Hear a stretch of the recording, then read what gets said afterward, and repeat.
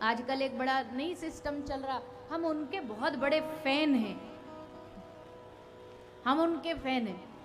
पहले के समय में हीरो हीरोइन के फैन होते थे, आजकल कथा वक्ताओं के भी फैन आने लगे हैं। हमसे कई बार लोग आके बोल देते हम आपके बड़े फैन हैं। अरे कथा वालों के लोग कब से फैन होने लगे?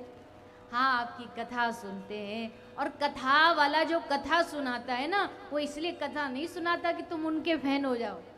कथा वाला इसलिए कथा सुनाता है कि उनकी जिसकी कथा सुना रहा ना, तुम उनके फैन हो जाओ, हमारे ठाकुर जी के दीवाने हो जाओ। पर अब देखो सिस्टम आजकल चला हुआ है, तो उसको हम बदल भी नहीं सकते। तो कई बार होता है कि हम उनके बारे में बड़ा सुना हमने, हम उनको देखते हैं, उनको देखने जिनके बारे में आप सुन लेते हो, आपको पता लग जाए, आप किसी के बड़े तगड़े फैन और पता चल जाए वो क्षेत्र में आया है, आप धक्का मुक्की दे के कैसे भी उससे मिलने की कोशिश करोगे। कोई राजनेता आ गया, कोई नेता आ गया, कोई अभिनेता आ गया, और महाराज एक गलती से धक्का मुक्की में एक गलती से उनके साथ एक सेल्फी खिंच जाए ना, तो पूरा फेसबुक भर देंगे नेताजी के साथ बिताए कुछ हसीन पल, जबकि उसमें हसीन कुछ भी नहीं होता है। कोई हसीन पल नहीं था। जब वो खींच रहा था तो धक्का दे के खींच और दिया था कि चलो आगे चलो। पर अब थोड़ी ये बता देगा कि धक्का मुक्की में फोटो खींच के लाए, तो हसीन पल बिताएं जैसे कोई घंटा भर बैठ के बतराया हो। और आजकल यही महाराज सिस्टम साधु संतों के साथ भी चल गया। बड़ा बुरा सिस्टम है ये। हम तो भुगत भोगी हैं, हम तो कोई साधु संत भी नहीं है, एक छोटे मोटे कथा गाने वाले, फिर भी देखते। आजकल लोग मिलने नहीं आते, वह फोटो खिंचवाने आते, बस फोटो खींच दो।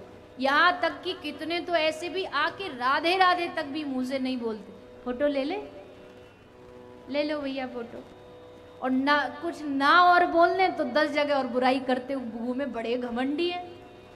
चाहे बेचारा अब घमंड दिन भर फोटो फोटो फोटो, तो व्यक्ति कह ही देता है भैया रहन दो, बड़े घमंडी है।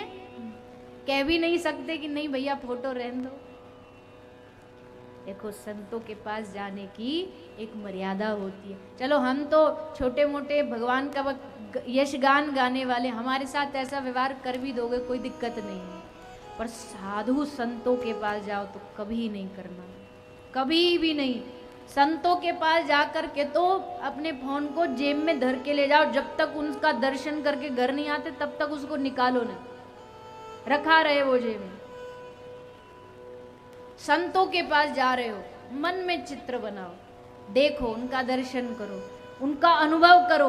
वहां बैठे हो तो संत के होने का अनुभव में एक अलग ही आनंद होता है।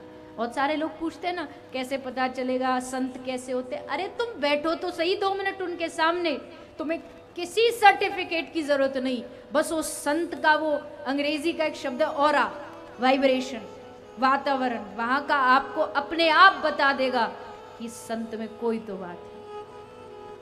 वहां की शांति, जो भागवत जी कहती है ना संत के लक्षण क्या है, तितिक्षवः कारुणिकाः सुहृदः सर्वदेहिनाम अजात शत्रवः शांत साधव साधुभूषण। साधु के आभूषण है तितिक्षवः कारुणिका। साधु कौन?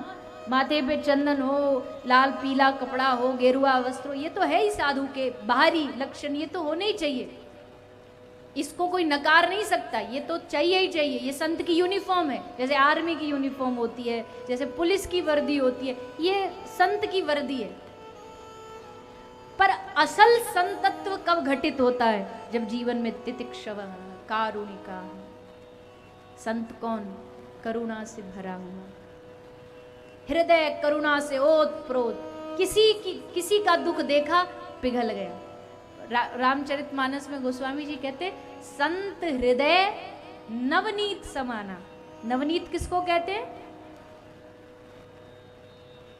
हाँ वही इशारा जो आप कर रहे हो, माखन। माखन कितनी जल्दी पिघलता है ना, उसको कई मक्खन को रख दो, जरा ताप पड़ा पिघल जाएगा। संसार में कोई भी ताप दुख सामाजिक हो व्यक्तिगत किसी का, उसको देख के साधु का हृदय एकदम पिघल जाता। साधुओं की तो बात निराली है भैया। जो साधु का महत्व समझ गया ना जीवन, जिसने संत महिमा को समझ लिया, उसको भगवान पाना कोई दुर्लभ काम नहीं है, क्योंकि भगवान जब भी मिलेगा तो संत कृपा से ही मिलेगा। संत तितिक्षव कारुणिकः हृदय सर्वदेहिनां। संत का कोई शत्रु नहीं होता, अजात शत्रवः शांत। साधु का कोई दुश्मन नहीं दुनिया में, वो जब भी चलेगा अकेला, ना मित्र ना दुश्मन। साधु का ना कोई अपना ना कोई पराया। कितनी बड़ी बात है। अभी एक ही बात तो हो सकती है, या तो कोई पराया या कोई अपना, पर साधु वो जिसका ना कोई अपना और ना कोई पराया, ना तो किसी से मोह से फंसा हुआ है और ना वो किसी को पराया समझता। क्यों? क्योंकि सारे जगत में मेरा ईश्वर समाया है। ज्ञानदेव जी महाराज के घर में एक कुत्ता आ गया। अब कुत्ता आया, रोटी लेकर के उनकी जो मांग के लाए थे उसमें 2 रोटी खींच के लेके भाग गया। अब ज्ञानदेव जी ने देखा कुत्ता रोटी छीन के भाग गया है, तो अगर कोई संसार वाला होता तो डंडा लेके मारने वगता, उसको डांटता फटकारता, पर साधु कौन? ज्ञानदेव जी भी भागे उस कुत्ता के पीछे, पर डंडा लेके नहीं, मारने नहीं, बल्कि हाथ में घी का कटोरा लेके भागे और भागते भागते उस कुत्ते को कह रहे, हे भगवान सूखी रोटी क्यों खा रहे हो, घी लगा लो थोड़ा सा। अब बताओ, इससे बड़ा साधुत्व तो कोई हो सकता है कि कुत्ते के भीतर अपने भगवान, और हुआ क्या, उसमें भगवान का दर्शन हो गया। ये होता साधुत्व, ना कोई अपना ना कोई पराया। अजात शत्रवः शांत। वैसे तो साधु के बहुत सारे लक्षण है, पर होता ना किसी किसी को एक कोई चीज प्रिय होती है, तो उसमें से एक चीज जो है मेरी जो प्रिय है साधु के सब लक्षणों में, वो है शांत। साधु बहुत शांत होता है। साधु ज्यादा बड़बड़ बड़बड़ नहीं करता, जितना बोलेगा काम का बोलेगा और उसके बाद शांत। बहुत बहुत बोल बोल नहीं करता, क्योंकि साधु के एक ही शब्द में वजन होता है। हमारे श्री चैतन्य महाप्रभु, श्री गौरांग महाप्रभु के पास कुछ लोग आए, बहुत सारे लोग इकट्ठे हो गए और आकर के महाप्रभु को बोले, महाप्रभु सत्संग सुनाओ, कुछ बोलो। तो महाप्रभु ने कहा कृष्ण, और चुप हो गए। सब लोग थोड़ी देर शांत बैठे रहे। फिर एक ने हिम्मत करके फिर दोबारा कहा, महाप्रभु थोड़ा सा कुछ, ये सब आए हैं, थोड़ा कुछ सुना दो, कुछ बता दो। महाप्रभु ने फिर कहा कृष्ण, चुप हो गए। सब लोग, अब हिम्मत तो सबकी नहीं होती, साक्षात भगवान है। फिर एक ने हिम्मत करके कहा, महाप्रभु थोड़ा सा। महाप्रभु ने कहा कृष्ण, और उठ के चले। फिर बाहर सब उनके परिकरों ने जाके कहा, महाप्रभु आप इतने सब लोग दूर से आए, आपने सत्संग नहीं सुनाए। महाप्रभु ने कहा, मेरे जीवन का सार है कृष्ण नाम, मेरे सत्संग का सार है कृष्ण नाम। अगर मैंने कृष्ण बोल दिया मतलब मैंने पूरा सत्संग, पूरी भागवत, पूरी रामायण सुना ली। जिसने कृष्ण को पकड़ लिया उसने सब कुछ जान लिया, और जिसने कृष्ण नाम नहीं पकड़ा उस सत्संग सुन के भी बेकार। कृष्ण जाना जगत जाना, कृष्ण ही जाना तो कुछ भी नहीं जाना। सबका सार कृष्ण। साधु वही जो छोटे में सब दे दे, एक शब्द में सब दे दे। राम कहो राम कहो राम कहो बावरे, यही सब सत्संग का सार है। साधु ने इतना बोल दिया, बात खत्म, अब राम राम जपो। पर हमें क्या रहता, हमको तो महाराज नहीं कोई और तगड़ी बात बताओ, और उस तगड़ी बात का लाभ क्या अगर उसको अपनाओगे नहीं जीवन में तो। साधु छोटे में बहुत कुछ दे देता है। साधु एक शब्द में खजाना दे देता है। साधु की एक वाणी में भगवान की भक्ति का सार छुपा होता है। तो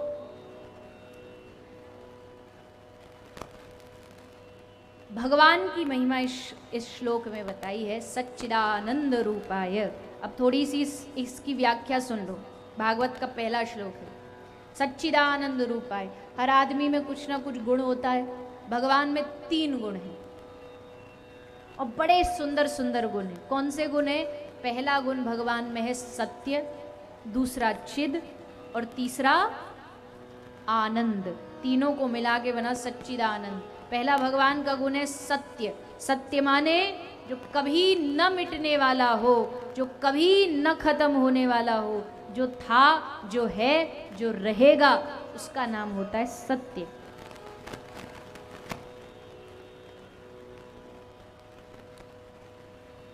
इसकी अगर व्याख्या की जाए, इसके हिसाब से व्याख्या की जाए तो दुनिया में तो कुछ भी सत्य नहीं है।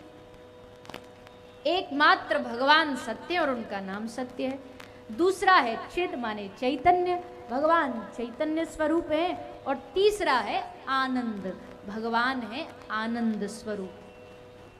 आनंद स्वरूप भगवान को इसलिए कहा गया है क्योंकि जहाँ भगवान होते हैं वहाँ आनंद होता है। जहाँ भगवान की कथा होती है वहाँ आनंद होता है। यहाँ भले सुख हो ना हो, इस पंडाल में सुख में थोड़ा बहुत हो सकता है कि गड़बड़ हो ना हो, पर यहाँ आनंद आपको जरूर मिलेगा, ये पक्की गारंटी है। सुख मिलता है चीजों से, सुख आता बाहर से, आनंद आता भीतर से। जिसके भीतर आनंद है ना, वो भरी दोपहरी में एक पेड़ के नीचे